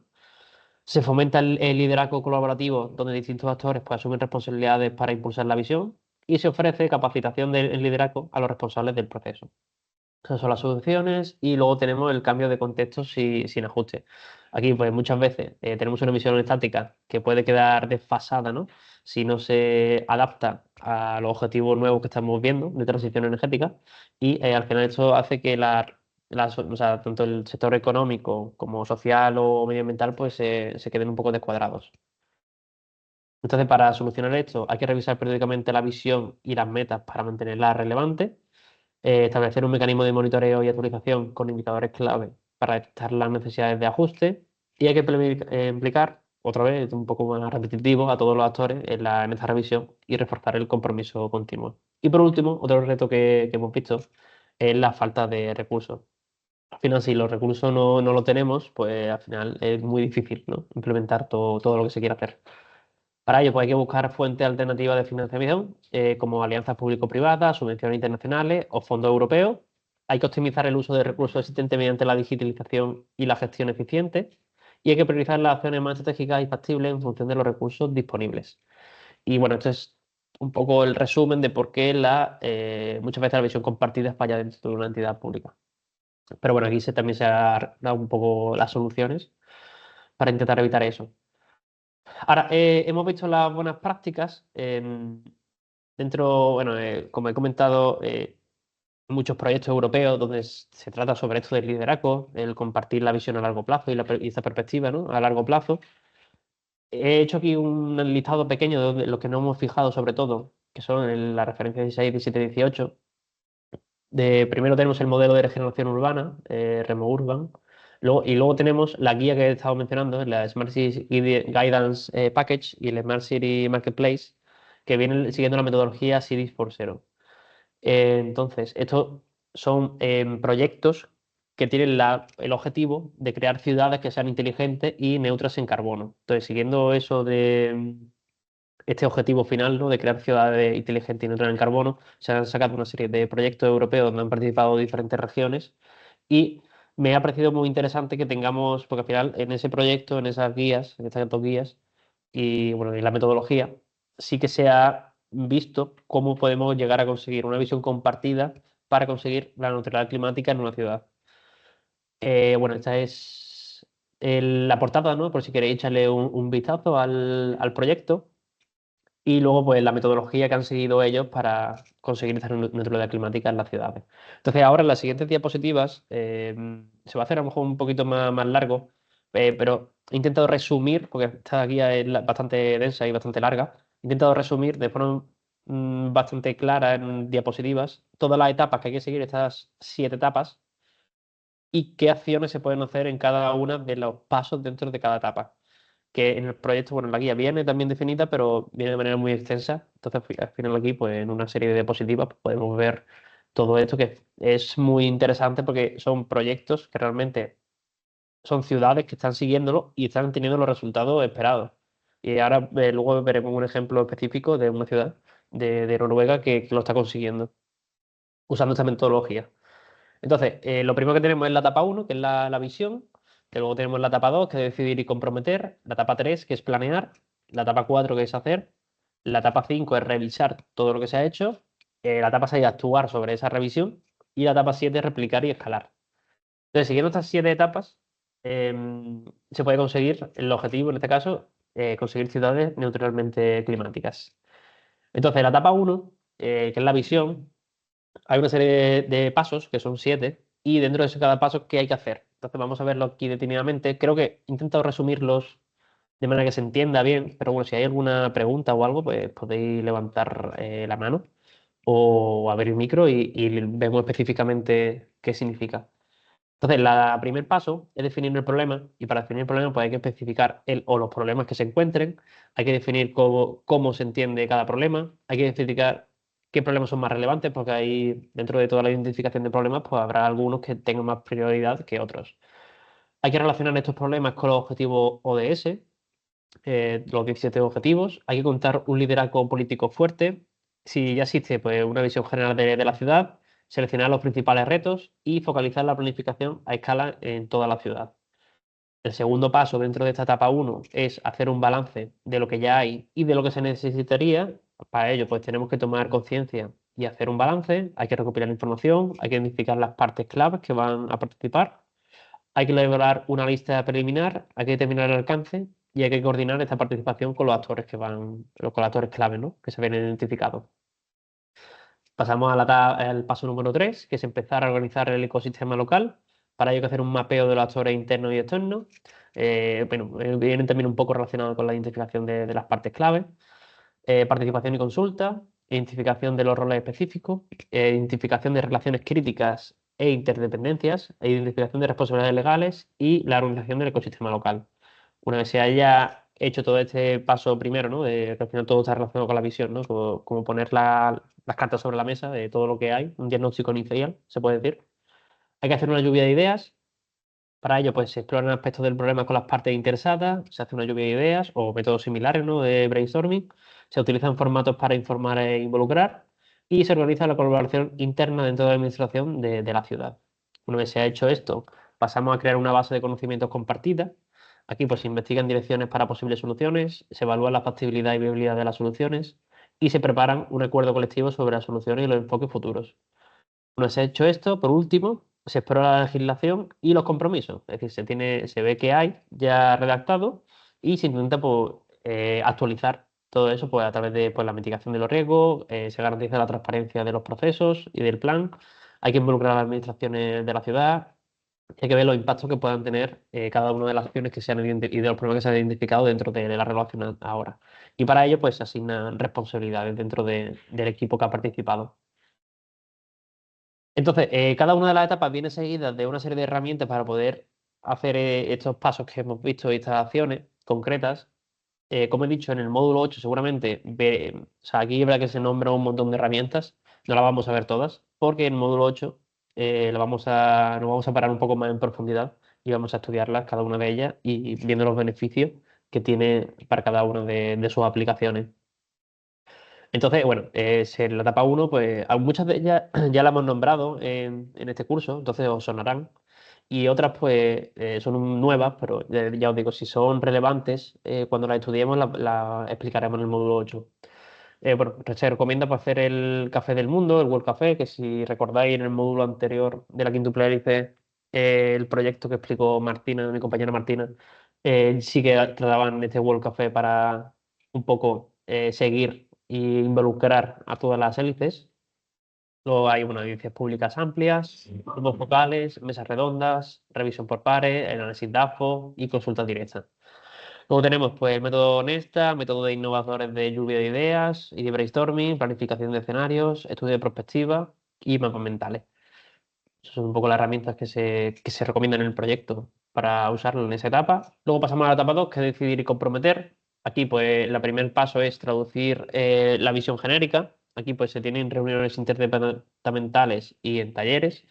Se colabora con consultores y socios de investigación locales. Se hacen excursiones y visitas a instalaciones. Se apoyan a los líderes de alto nivel.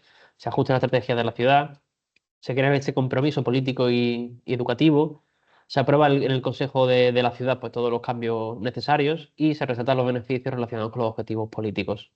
Se pasa a la etapa, al paso 2, ¿no? Donde se detalla las funciones de las partes interesadas. Aquí otra vez se vuelven a identificar los roles, se consulta a las partes interesadas, se hace el acuerdo de responsabilidades y se explora la forma de colaboración y reclutamiento de embajadores locales. Es verdad que hay muchos de los pasos ya sí que se han tomado en la etapa 1 y aquí pues lo vuelve a repetir otra vez de nuevo, pero bueno, si a lo mejor se ha hecho bien en la etapa 1 no se tiene por qué repetir en la etapa 2. Entonces, se redefinían los objetivos, ambición y las políticas de las ciudades inteligentes. Aquí, pues, igual, esto también lo hicimos en la etapa 1, en el último paso, ¿no? Que se alinean con, se ve y se evalúa de nuevo el marco legislativo, se ve cómo influye con los problemas en este marco normativo. Y bueno, pues se hacen otra serie de acciones como garantizar la capacidad y el alcance, el intercambio de comunicación entre los niveles regionales y metropolitanos, y se hacen inversiones en decisiones a nivel regional.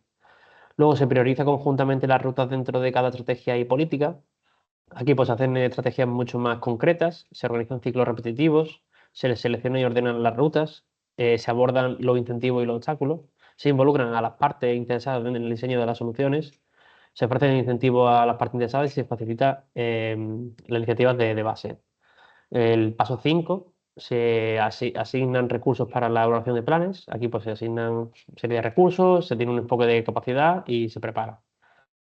En el paso 6 pues se forman equipos internos y externos, se crean equipos de trabajo, se rompen los hilos organizativos en el caso de que esa administración pues, los tenga, se gestionan diferencias organizativas y culturales, se fomenta la colaboración y la participación y se integran actividades sociales, educativas y laborales. Y por último, se exploran diferentes esquemas financieros que puedan surgir dentro de este plan y bueno, pues se evalúan los riesgos y la viabilidad, se definen modelos financieros, se buscan socios y colaboración pues, con entidades financieras e inversores, se promueve el conocimiento financiero, se simplifica el acceso a esta financiación y se hace un seguimiento y evaluación del desempeño financiero. Y las etapas que se usan para esta etapa 2, o sea, las herramientas que se usan para esta etapa 2, pues son reuniones interdependentales regulares, talleres y sesiones colaborativas, métodos de, bueno, igual que en la etapa anterior, ¿no? De lluvia de ideas. Se hacen viajes al campo y visitas a los sitios de referencia, se consulta las redes de ciudades, se evalúan comparativas de mejores prácticas, se pueden hacer herramientas de financiamiento, conferencias y visitas de intercambio, asignación a consultores especializados, verificación de la preparación financiera, se colabora con universidades locales o institutos o centros de investigación y se hacen actividades de desarrollo de capacidades. Perdón. Bueno, pasamos a la etapa 3, que es la planificación. Aquí hay una serie la etapa más amplia, más densa, donde hay 10 diferentes pasos definidos. El primer paso es establecer hitos y objetivos. Para ello, bueno, pues se establecen los hitos y objetivos, se acuerdan responsabilidades, se define quién hace qué, se revisa y se evalúa el progreso y se aseguran que las responsabilidades sean claras. Luego, en el paso 2, pues se explora el estado de los métodos y las tecnologías, evaluar la idoneidad de los métodos y la tecnología para la situación local, realizar consultas previas internas y externas a expertos, se evalúa la viabilidad de la implementación de estas tecnologías y los métodos seleccionados. En el paso 3 pues, se vuelve a conectar con las partes interesadas, se mantiene el compromiso con estas partes interesadas, se crean situaciones de todos ganan mediante beneficios adicionales, se permite flexibilidad para ajustar soluciones y acciones y se fomenta la propiedad conjunta del plan. En el paso 4 se visualiza los desafíos locales y el impacto potencial que tengan. Se refinan todos los desafíos que se han identificado a nivel geográfico. Se visualiza el impacto potencial de las acciones. Se evalúa la idoneidad de las soluciones en área específica. Se desarrolla una imagen operativa común y se prepara un acuerdo colectivo posterior. Luego se redacta una lista de nuevos proyectos relevantes en curso y posibles, se recopila la información sobre proyectos relevantes, se incluye proyectos relevantes dentro del Pacto de los Alcaldes para el Clima y la Energía, se trabaja en conjunto y se hacen planes más concretos. Es verdad que esta etapa de planificación sí que es mucho más laboriosa, más difícil y requiere pues, mucho más conocimiento técnico para poder elaborarla. Luego en el paso 6 se elaboran costos y mitigación de riesgos, para ello pues eligen esquemas y fuentes financieras. no tiene mucha explicación, simplemente se van buscando. Luego, clasificación y preselección de proyectos. Aquí se clasifican los proyectos según su viabilidad, se priorizan aquellos que sean mucho más viables y se realizan iteraciones en el proceso de selección y se establecen algún acuerdo sobre los proyectos seleccionados. En el paso 8 pues, se asegura la aprobación y el compromiso. Aquí pues, se aprueba políticamente, se garantiza el apoyo de las partes interesadas, se asegura recursos y presupuestos para la implementación dentro de la administración pública y pues, se utiliza un sistema de gestión y financiación existentes. Se prepara el proceso de seguimiento, pues para ello pues hay que realizar una creación de indicadores de rendimiento. Estos objetivos pues, que se creen y estos indicadores que se usen pues, tienen que seguir pues, la metodología SMART que hemos explicado. Hay que informar de los avances de los gestores y autoridades ciudadanas. Hay que mantener esa acción, ¿no?, de transparencia con todas las partes. Hay que establecer una política estandarizada de privacidad y hay que probar y mejorar la seguridad. Y por último, en esta etapa 3 se prepara la implementación. Aquí pues, se identifican las prácticas de contratación pública que hay, se promueven soluciones innovadoras en las licitaciones, se incluyen criterios de sostenibilidad en las licitaciones y se desarrollan contratos adaptados a la innovación. Las herramientas que se pueden usar, bueno, pues para planificar los paces, si estamos hablando de neutralidad climática, los paces en este caso, herramientas de autoevaluación, fuente abierta y método de premio de europeo para energía para definir una cartera de proyectos. Esto lo veremos en el módulo 8, ¿vale? Pasamos a la etapa 4 que es la implementación. Una vez se ha planificado, pues se implementa. Para ello, pues componer un equipo local capacitado para poder realizar todas las acciones que se han aprobado en la etapa anterior. Luego se asignan todos los recursos al equipo, todos los que se han identificado pues se van asignando, se buscan nuevas fuentes de financiamiento, se redacta una acción detallada y un plan de proyecto. Aquí pues, el siguiente paso es la organización del lanzamiento de los planes de acción y de estos proyectos. Luego se establece el proceso de seguimiento, para ello pues, se elabora una línea base, se seleccionan los indicadores finales, se definen métodos y protocolos para el monitoreo. Se inicia a recopilar los datos para la línea base y pues se utilizan pues, todos los indicadores que hemos mencionado.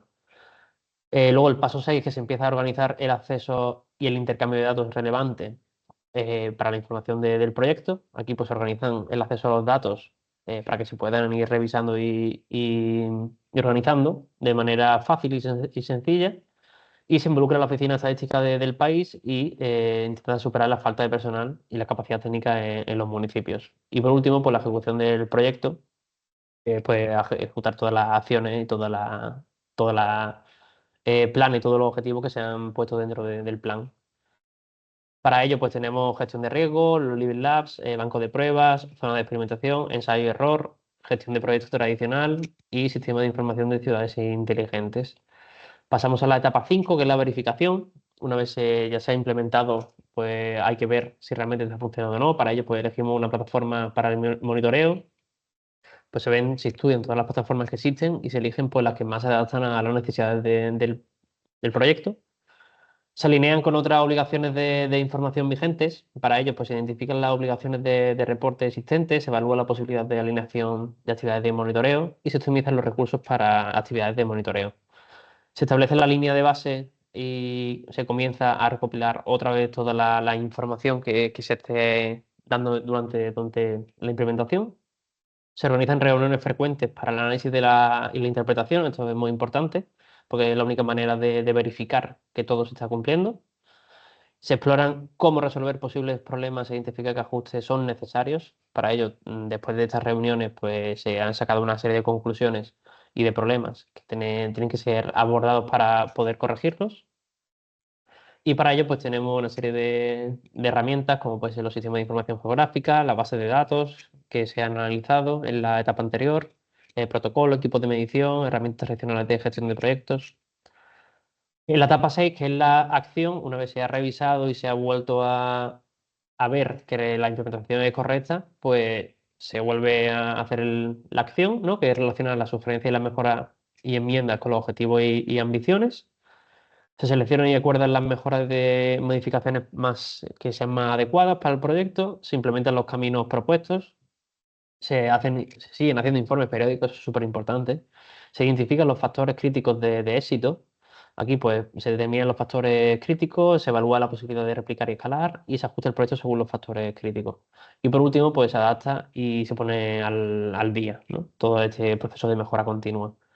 Para ello, pues hay una serie de herramientas como la de comunicación y colaboración, herramientas de gestión de recursos y planificación, de gestión de portfolios, de proyectos o de gestión integral.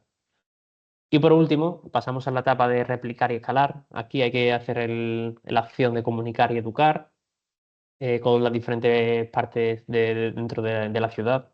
Se define el modelo de negocio, se desarrolla un plan para una colaboración mucho más amplia, se realiza una evaluación de viabilidad, se ajustan los métodos y tecnologías que se apliquen y se consolida la cartera de nuevos proyectos. Entonces, todo esto son todas las etapas que hay que seguir y todos los pasos que hay que seguir. Algunos pues, pueden ser un poco más repetitivos, porque al final lo que se ha hecho en una etapa, pues como tiene que volver a hacer en la segunda. Pero es importante tenerlos claros también en cada una de las etapas y ver que se están cumpliendo para poder llegar al objetivo final, que es tener una ciudad neutralmente climática. Y bueno, ya por último, las herramientas de la etapa 7. Entonces, como he comentado, había una ciudad de Noruega que justo ha aplicado esta metodología en ese proyecto y ha llegado a conseguir los objetivos que se ha propuesto, que era reducir el 75% de sus emisiones de carbono en 2025. Entonces, me ha parecido bastante interesante, bueno, se llama así como 50 pasos para conseguir la neutralidad de carbono, que ellos han dado su experiencia y cómo han conseguido esa reducción de emisiones de carbono para este año, en comparación con 2007.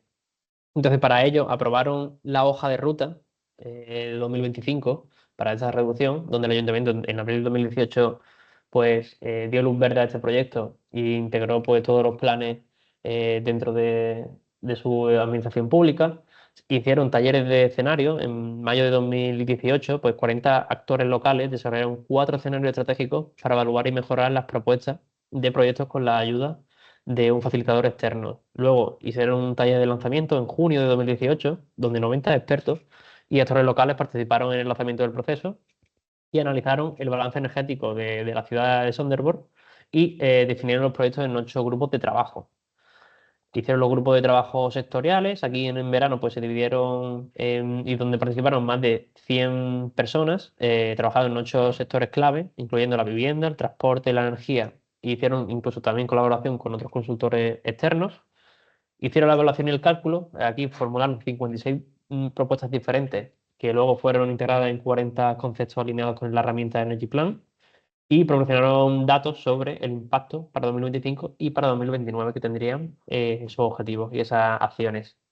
Se crearon debates internos en octubre de 2018, donde pues, los diferentes representantes y expertos pues, revisaron estos escenarios y discutieron el impacto que iba a tener las propuestas que se habían dado para poder alcanzar pues, la neutralidad de carbono en 2029. Y sí, empezaron a hacer informes de seguimiento específicos de cada uno de los escenarios que se habían planteado y por último, el ayuntamiento en diciembre de 2018 aprobó la hoja de ruta en 2025 como plan de acción oficial, asegurando su implementación y seguimiento a través de los grupos de trabajo. Y a día de hoy, pues han seguido todas estas etapas que hemos estado viendo dentro de este proyecto, que al final ha sido la evaluación de la puesta en marcha, y están cumpliendo a día de hoy, es una buena práctica que hay que reseñar. Entonces, la herramienta que dentro de este proyecto ellos han usado se llama Cities for Zero. Luego hay otra serie de herramientas también que llevan la visión compartida y la perspectiva a largo plazo. He puesto aquí un poco bueno, la referencia donde viene mejor detallada. Bueno, aquí he hecho un resumen. Entonces, este Cities for Zero es un enfoque metodológico paso a paso que ayuda a las autoridades locales a desarrollar y ejecutar planes de descarbonización urbana, abordando aspectos técnicos, sociales, económicos y políticos de la transición hacia una ciudad cero emisiones, ¿no? O naturalmente climática para el año que hayan definido. Bueno, entonces al final la estrategia que sigue esta metodología es que tiene un enfoque estratégico iterativo, ¿no? Que hay una revisión y ajuste continuo de todas las estrategias, tiene un desarrollo de proyectos concretos y escalables alineados con los objetivos de descarbonización y asegura el liderazgo y apoyo continuo de las instituciones públicas y privadas dentro de la metodología. Luego hay otra metodología, se llama Mass City Exchange, que se enfoca en la creación de parques de innovación y el desarrollo de visiones audaces para la ciudad. Y esto lo que hace es impulsar la sostenibilidad y la innovación urbana, y esto lo hace a través de 4 ejes. El primero es de prototipos y codiseño. Aquí se utilizan pues, parques y laboratorios de innovación para desarrollar y probar nuevas ideas y tecnologías urbanas. Se crean escenarios energéticos. Aquí pues, se desarrollan modelos energéticos que ayudan a la ciudad a planificar su futuro, su futuro. Se crean talleres de innovación. Aquí participan diferentes autoridades locales, empresas, ciudadanos y todas ellas pues co-crean en soluciones urbanas. Se hace el ejercicio de la replicación y la escalabilidad, aplicando la visión audaz de la ciudad a ciudades de pequeña escala y luego lo replican en otras ciudades. Y luego otra herramienta que usa la visión compartida y la perspectiva a largo plazo es Smarticípate, que es, bueno, sigue es una plataforma web que está financiada por el Horizonte 2020. Y bueno, esto al final es de gobierno abierto que facilita la participación activa de los ciudadanos en el proceso de decisiones urbanísticas, permitiendo la co-creación de soluciones urbanas. Esta plataforma utiliza tecnologías avanzadas para hacer que los procesos de planificación urbana sean más inclusivos y accesibles. Sigue una serie de características, como es que los ciudadanos pueden modificar y pueden ver en tiempo real y en 3D en un mapa interactivo el diseño urbano y pueden hacer sus propias opiniones, pueden dar su propia opinión sobre los cambios. Tienen un feedback automático, el sistema informa al usuario si sus propuestas violan normas legales o políticas, proporcionando detalles sobre las razones y tiene un acceso de datos abiertos. La plataforma ofrece datos abiertos comprensibles, convirtiéndolo en una herramienta útil para la planificación urbana. Entonces, la verdad que este tipo de herramientas pues, facilita mucho la colaboración con la ciudadanía. Y pasamos ya por último, y ya con eso terminamos hoy, la perspectiva a largo plazo. Viene también un poco influenciada por todo lo que hemos visto de la visión compartida y el liderazgo. Entonces, ¿qué es la perspectiva a largo plazo? Bueno, es la capacidad de planificar y pensar y tomar decisiones teniendo en cuenta el impacto futuro de las acciones presentes, especialmente en relación con los objetivos que se extiendan más allá del corto plazo. Entonces, una perspectiva tiene cuatro claves. La primera es la visión estratégica. Aquí, los proyectos, las metas y los objetivos, pues, tienen que ir mucho más allá del presente inmediato, ¿no? Tienen que considerar eso. Tienen que ser con vistas de futuro, a largos años o décadas. Tienen que tener un enfoque en la sostenibilidad. Esto se basa en garantizar que las decisiones actuales, pues, no se comprometan con el bienestar de las futuras generaciones que vengan. Tiene que anticiparse a los riesgos. Esto permite identificar tendencias y se preparan para escenarios futuros. Se tiene que tener en cuenta también la adaptación y la flexibilidad, aunque el enfoque es a largo plazo, pues incluye la capacidad de poder adaptarse a cambios que ocurran durante el proceso. Entonces, ¿cómo se relaciona la perspectiva a largo plazo en una administración pública, una entidad pública? Pues dentro de una entidad pública es la capacidad de planificar y tomar decisiones pensando en el impacto futuro de las acciones presentes, ¿no? Con ese objetivo de garantizar el desarrollo sostenible, la resiliencia del territorio y para futuras generaciones. Entonces, ¿por qué es importante? Pues hemos destacado seis aspectos, ¿no? Porque es importante, primero, porque garantiza el desarrollo sostenible, segundo, porque mejora la calidad de vida, después previene y anticipa los riesgos futuros, facilita la toma de decisiones estratégicas, fomenta la cohesión social y la participación ciudadana y atrae inversión y genera oportunidades. Entonces, por todo eso es importante que una administración local tenga una perspectiva a largo plazo. Y claro, ¿cómo se relaciona la transición energética, la sostenibilidad, el desarrollo urbano, todo eso, con una perspectiva a largo plazo? ¿Cuáles son ¿no? los inputs que tenemos para poder crear ese tipo de regulaciones, de políticas y de acciones que sigan eso? Entonces, a nivel mundial, tenemos una serie de pues, acuerdos, pactos, agendas, marcos estratégicos, etcétera, regulaciones. Bueno, regulaciones de la Unión Mundial no, pero más marcos estratégicos bueno, ideas dentro de pactos que son pues el Acuerdo de París en 2015, luego tenemos la Agenda Urbana, perdón, la Agenda Urbana de la Nación Unida, la Agenda de 2030 del Desarrollo Sostenible, que aquí están los objetivos de ODS.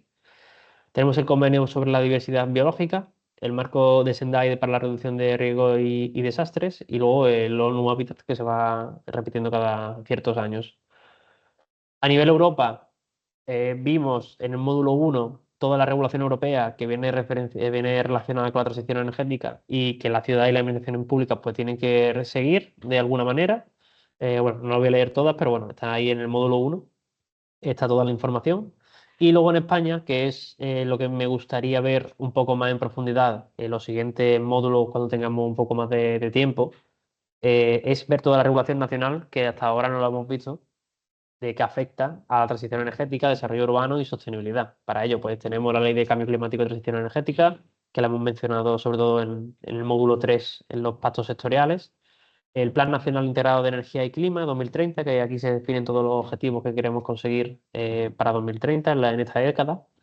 Tenemos el Plan Nacional de Adaptación al Cambio Climático, la Estrategia de Transición Justa, Estrategia de Descarbonización a largo plazo, Estrategia contra la Pobreza Energética, el PRTR, el Plan Más Seguridad Energética y diferentes hojas de ruta para diferentes aspectos relacionados con la transición.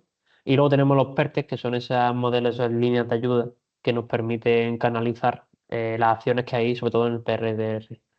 Y luego pues tenemos la agenda urbana, que muchos municipios pues, se basan en ellas para crear sus marcos estratégicos. Y ya por último, ya casi, bueno, casi acabando esta presentación, pues tenemos cómo establecemos una visión compartida y en una perspectiva a largo plazo. Para ello, también sacando del proyecto y de la guía, cómo podemos implementar en una administración pública, paso a paso, esta visión compartida, esta perspectiva a largo plazo y este liderazgo en este sentido. Entonces, en la primera etapa es un diagnóstico inicial. La entidad pública lo que tiene que hacer es evaluar la situación actual de su territorio, de su entidad local, y para ello tiene que identificar los desafíos, las oportunidades, las fortalezas y las debilidades, pues a través de un análisis DAFO, sobre todo. Tiene que recopilar los datos socioeconómicos, ambientales y culturales que sirvan de base para el proceso. ¿Y cómo se hace? Bueno, pues a través de reuniones internas para definir el marco del diagnóstico. Hay que hacer consultas, estudios previos, estadísticas locales y datos relevantes. Y se pueden organizar encuestas y entrevistas con actores clave para captar su percepción sobre el estado actual de la comunidad. Luego, en una segunda etapa, pues se tiene que identificar los actores clave. Aquí definir quiénes deben participar en la construcción de la visión compartida. Hay que asegurar la inclusión de todos los actores, ya sea desde la autoridad local, como los ciudadanos, las empresas y otro tipo de expertos y consultores. ¿Cómo se hace? Pues se elaboran mapas de actores, clasificando cada uno según su nivel de influencia e interés en el proceso. Para eso tenemos las herramientas que vimos en el módulo 2 de planificación, que son, pues, entre ellas el mapeo de actores es una de ellas. Luego tenemos que podemos invitar a representantes de cada grupo a participar en talleres y foros de diálogo. Luego en la etapa 3 creamos un equipo facilitador. Aquí pues, se forma un grupo responsable de organización y se coordina el proceso de construcción de la visión compartida. Se seleccionan personas con experiencia en participación ciudadana, comunicación y planificación estratégica. Se definen roles claros para cada miembro del equipo y se capacita al equipo sobre técnicas de facilitación y gestión del diálogo. En la etapa 4 se organizan talleres participativos. Aquí pues, se facilita el espacio de diálogo donde los actores pues, pueden expresar sus ideas, sus expectativas y prioridades para el futuro del territorio. Y pues, bueno, la metodología que podemos usar, pues el World Café, metodología participativa, análisis de datos participativo y con esto pues se ayuda a promover todo el intercambio de ideas. Y también pues podemos realizar varios talleres para recoger una diversidad de opiniones y aseguramos así la participación de todos. En la etapa 5, ¿qué hacemos? ¿Qué es la síntesis y la redacción de la visión? Pues recopilamos y analizamos lo que se ha aportado y todo lo que se ha sacado de la etapa anterior. ¿Y cómo se hace? Pues se identifican patrones y temas recurrentes en todas las aportaciones que se han dado, se redacta una declaración breve, inspiradora y fácil de entender y se comparte el borrador con los participantes para que ellos lo validen y vean realmente si todas sus ideas están contempladas dentro de este borrador. En la etapa 6 hacemos la comunicación y difusión de la visión. Aquí una vez ya se ha hecho ese proceso de validación y de poner en un borrador toda la idea, se tiene que difundir la visión compartida para que todos los ciudadanos la conozcan y la comprendan. Y esto se puede hacer a través pues, de diferentes canales de comunicación, ya sea pues, redes sociales, la prensa local, eventos comunitarios y plataformas digitales. Y luego pues, también se puede crear material visual como infografía o vídeos para aplicar pues, la visión de manera atractiva y accesible. En la etapa 7 se definen las metas y las acciones concretas. Aquí se traducen toda la visión que hemos tenido hasta la etapa anteriores en objetivos específicos y acciones que sean medibles. Y para ello, pues podemos organizar un segundo ciclo de talleres para priorizar las metas y definir las responsabilidades que vuelvan a participar todos los actores. Y se establecen indicadores de progreso para monitorear el cumplimiento de la visión.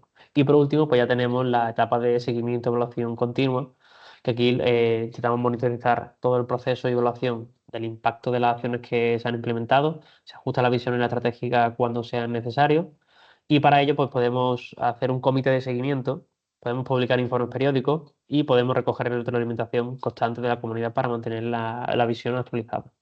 Entonces, con estos 8 pasos, sobre todo, se consigue implementar una visión compartida, una perspectiva a largo plazo dentro de una entidad pública. Y ya casi acabando, tengo un pequeño ejemplo aplicado a la transición energética, que bueno, no voy a no voy a pararme a definir todas las acciones que he puesto dentro del ejemplo, pero para que tengáis una idea de cuando estamos hablando cómo podemos aplicar la perspectiva a largo plazo en la transición energética, qué tipo de cosas hay que tener en cuenta, que también es un poco, se ha visto en los planes en los PACES, en los planes de acción climática, también se ve un poco todo este tipo de paso a paso. Se ve todo el contenido que tienen que tener y esto es un poco una extensión, un poquito de esa parte, pero aplicada aquí a perspectiva a largo plazo. Entonces, si vemos dentro de una entidad pública la transición energética, ¿qué tipo de cosas podemos fijarnos? Lo primero, en la política de transición energética, y aquí, pues bueno, fijamos objetivos nacionales de uso de energías renovables, eficiencia energética, movilidad sostenible, establecemos políticas de apoyo a la generación distribuida, promovemos medidas de descarbonización en la industria, adoptamos pues toda la ley de neutralidad de carbono para 2050, podemos establecer contratos con comercializadoras PPAs a largo plazo de energías renovables y podemos crear planes de transición justa para todos los sectores.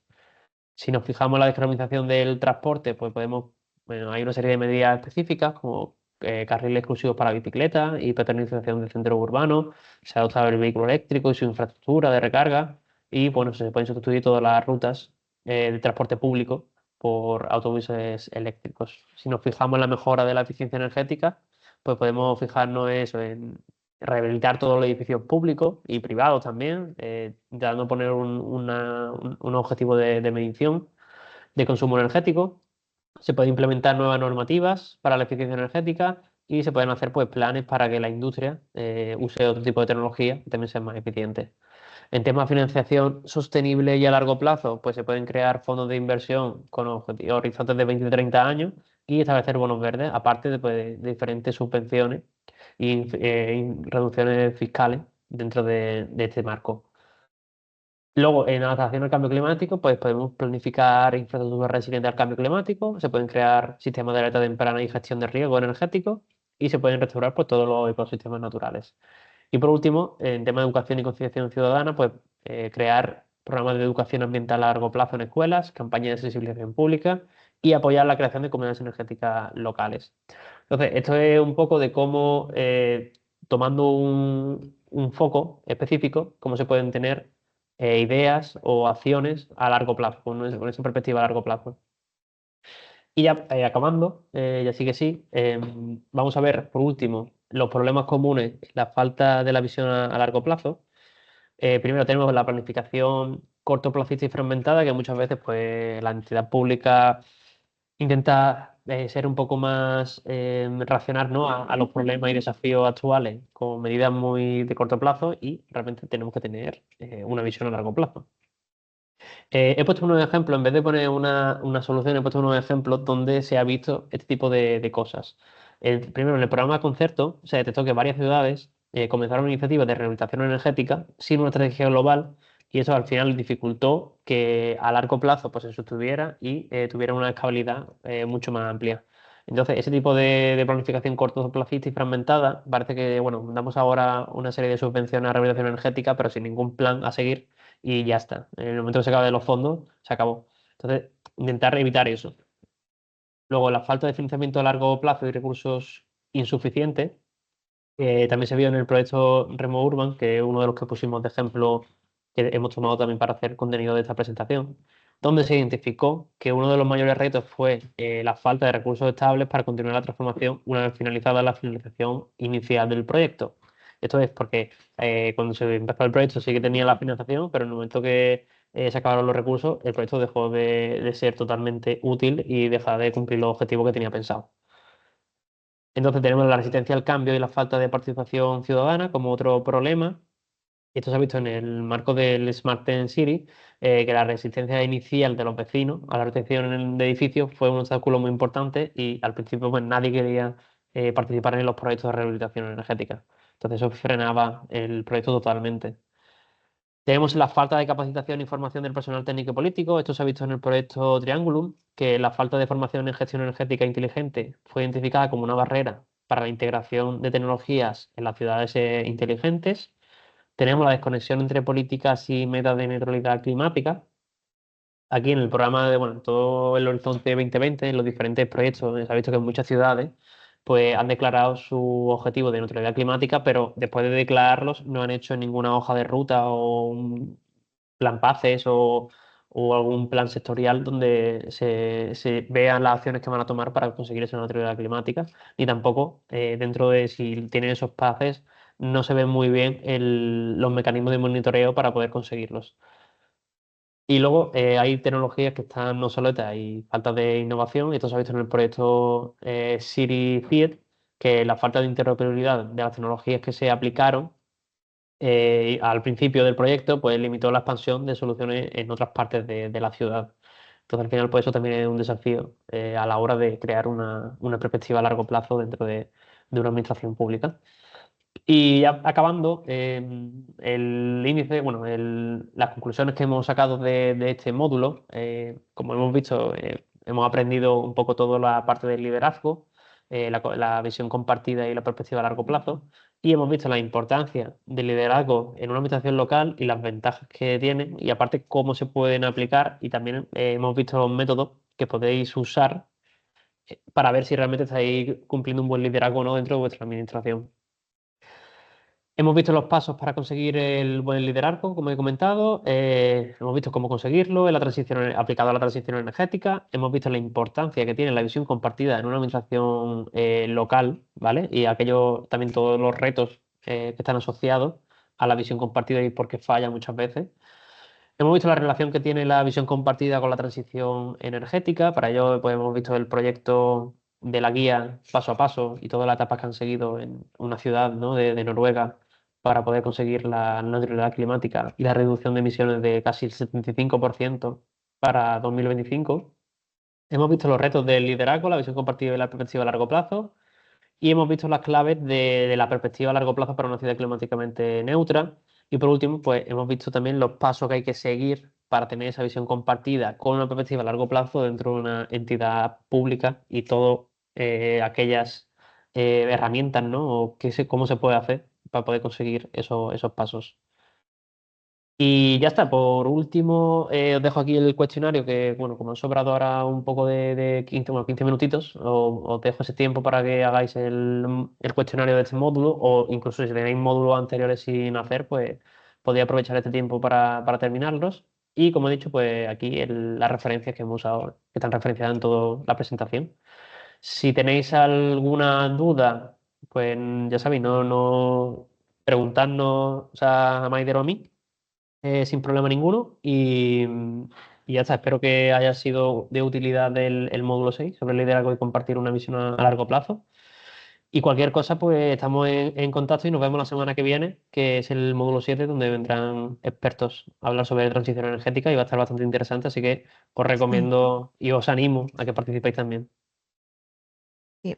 También decir que el módulo 7 va a ser el de la semana que viene de 3 horas. Es un poquito más largo que las sesiones que hemos tenido hasta ahora. Justo, sí, va a ser un Para poquito que... más intenso. No, pero va a estar bastante, va a ser dinámico, entonces al final, como van a Sí. participar varias personas, yo creo que se va a hacer menos. De todas formas, haremos los descansos oportunos para Ujú, que tampoco se hagan excesivamente extenso para todos. ujú. Muy bien. Ok, Pues no sé si pues tenéis nada, alguna pregunta, alguna consulta, alguno. Sí, vale, voy a dejar de grabar. muy bien.